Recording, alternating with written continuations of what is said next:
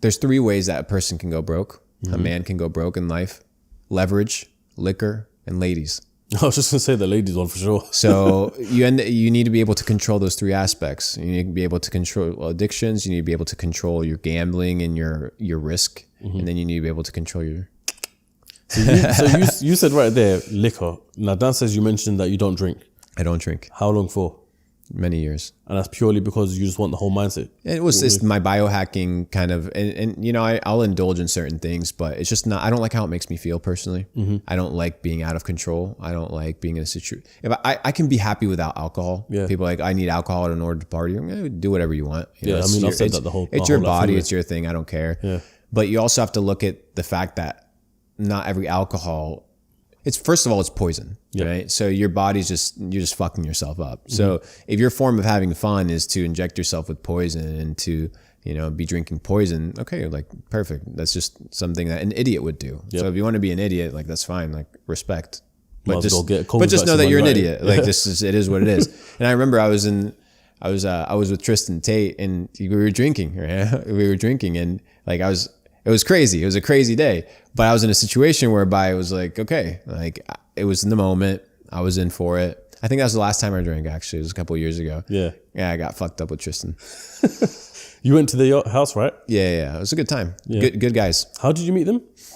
Online. So Tate had some issues with his social media presence. So he would come to me and I would kind of facilitate some services that would enable him to remain online. Yeah. And we just built a business relationship. We did business online, and as work rolled around, I was hosting an event in Albania with the head of the central bank for Capital Club. He hit me up and he's like, hey, come over. And I'm like, okay, let me take my cameraman. It was the first vlog I created. Luke Belmar visits Andrew and Tristan Tate. Yeah, saw that. Yeah. Did over 3.3 million views. And I'm like, hey, maybe I just do this content thing. So ever since then, I kind of been rolling. Yeah, it's amazing, man. How many, you know, like from you coming online and having a social presence, doors must have just been opening left, right, center for you, right? Yeah. Tell me about that sort of experience.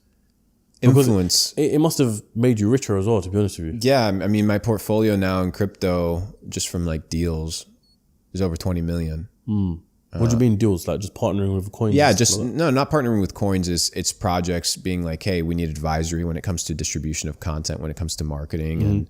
And we want to invest in your systems and we want to invest in learning these things. So they're willing to pay a lot of money because they have a lot of money. Yeah. But I don't do any of these like, I'm not for sale, right? Yeah. You can't pay me to tweet, or you can't pay me to talk about something. It's not how I work. I don't need the money. Yeah. But the opportunities have come in multiple formats, whether it's connections, whether it's just building phenomenal relationships with followers, just a lot of smart people. Being able to hire people that want to come and work for me simply because they know I'm around, or simply people willing to pay for the skills that I've developed simply because I'm readily available on the internet. Yeah. And I'm the path of least resistance for them to learn that skill. So it's been working out extremely well. Another thing you said there was the fact that an addiction can also be in the form of ladies, right? Now, I've never had a issue with this or a problem with this, and I understand that you also have a girl, right? But have you ever seen men on their downfall purely because of women? Absolutely, all the time. Yeah, they're a distraction. Many times they're a distraction, but just like, you know, to women, men can be a distraction. Women can be a distraction to men. I see a lot of entrepreneurs, they utilize their time, energy, and attention towards pursuing short-term relationships, or, you know, in order to gratify their sexual desires. And even though I sympathize with it and I completely agree, it's also a distraction. So if you want to pursue your fullest potential, you can't be out here sharing your time and your energy with toxic relationships, with one-night stands. It simply doesn't work. I've been with my girl for over a decade, ever since I was broke. And she would drive me to work, you know. So we built a really good relationship, a good friendship, great bond. And, you know, there's plenty of beautiful women in the world. You'd be surprised, you know, the DMs are full of girls all the time hitting you up. But especially if you're traveling around the world, yeah. But what is it that they want? You know, and that's at the end of the day, like, the lifestyle. Do you want me to pay for your lifestyle? Do you just want me to take you on a trip? It's never something to give to me. It's very much a selfish hook towards something that they want.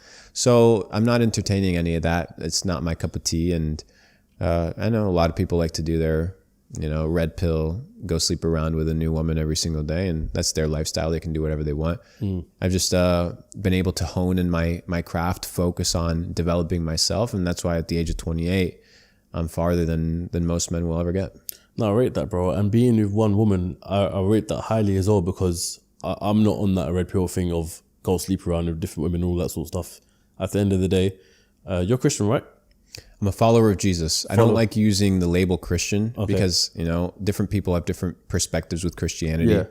So I'm a Muslim, and we believe as well, shouldn't be sleeping around and all that sort of stuff and anything. So I kind of want, it's kind of almost like personal advice, but I'm pretty sure there'll be other people asking as well. When you've got a woman by your side throughout your entrepreneurship journey, how do you make that last? And how do you make that, in the times when you're busy and you've got so much shit to do, you're traveling the world or whatever the case may be, how do you make sure that relationship still lasts? Because there are women out there who'll be like, Luke, spend more time with me, do this, do that, we never go out, blah, blah, blah, blah, the whole lot. Do you know what I mean? Yeah, I mean, that's not necessarily a bad thing. You want your woman to want you, So first of all it's not a bad thing. It's not a bad thing. Most women, they don't want all of your time, but women need to be constantly reassured that they matter. So you could go and hang out with your girl for 20 minutes and give her full undivided attention instead of taking her to the movies, spend 6 hours and think that that's building a relationship. Women want to be reassured that they are important in your life, and they want to fight for that first place. That's a woman that actually cares. 2 is communication and boundaries. As much as I love my girl, I have things that I need to do, right? So there's different priorities at different times. And that's what most people haven't come to realize, is that even in a marriage, even in a long-term relationship, priorities change. If you're broke, cuddling and watching Netflix on the couch shouldn't be your priority. Why? It's not because it's a bad thing to do. It's because it's not the right thing. And a good thing at the wrong time becomes bad. Yeah. So the goal is to understand how to shift priorities.